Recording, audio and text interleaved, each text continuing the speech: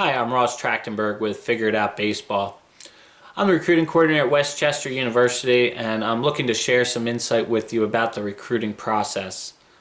This segment, I want to really focus on putting together a video that you can share with college coaches.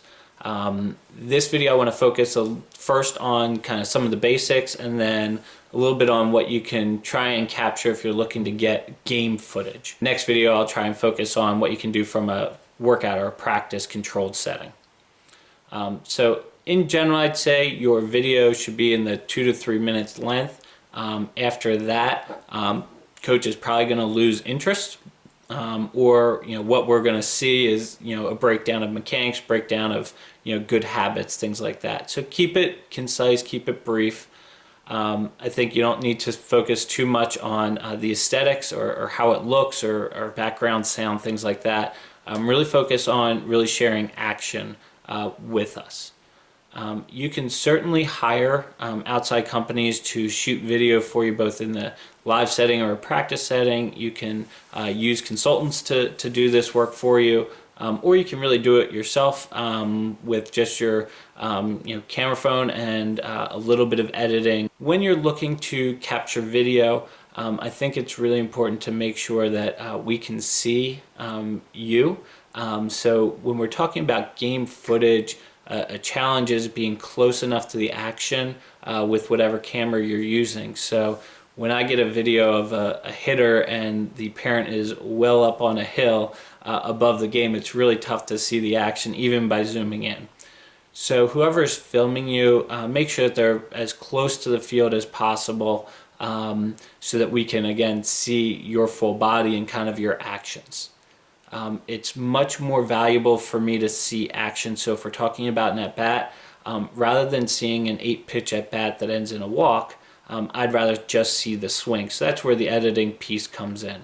Try and capture 3 swings. That's plenty for a coach to get a sense of kind of what you can do with the bat.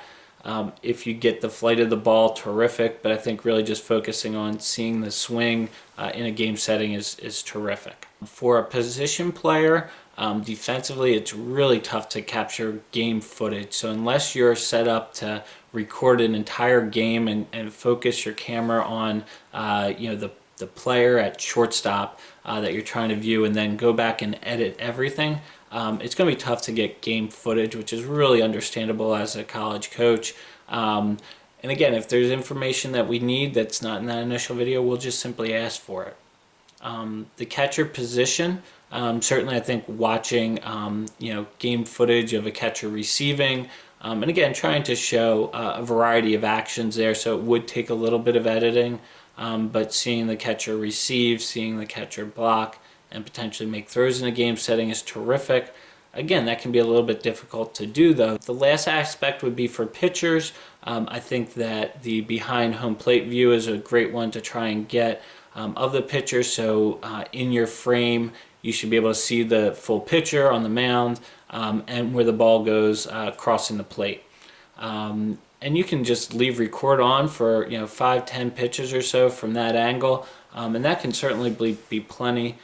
Don't worry too much about trying to get a radar gun into the screen so that we can see pitch velocity. Again, that's something we can check at a later date.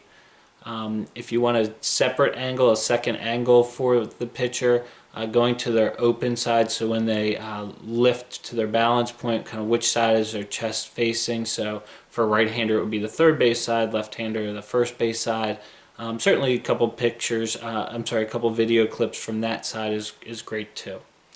What I think is important again to remember, as I mentioned, is if you put together film footage from a game situation and the coach wants to see more, he'll simply ask for more. If he sees a little bit that looks great, he'll just ask for more and let you know what he wants to see specifically.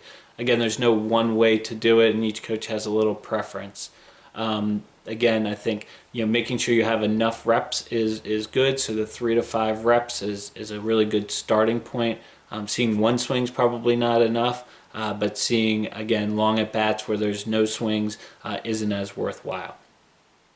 So I hope this gives you a little insight on how to capture some game footage to put into a skills video. And the next video I want to go a little bit more into depth about how you can just create a video just in a practice setting, essentially a very controlled setting. Again, I'm Ross Trachtenberg with Figure It Out Baseball, and I look forward to sharing more with you.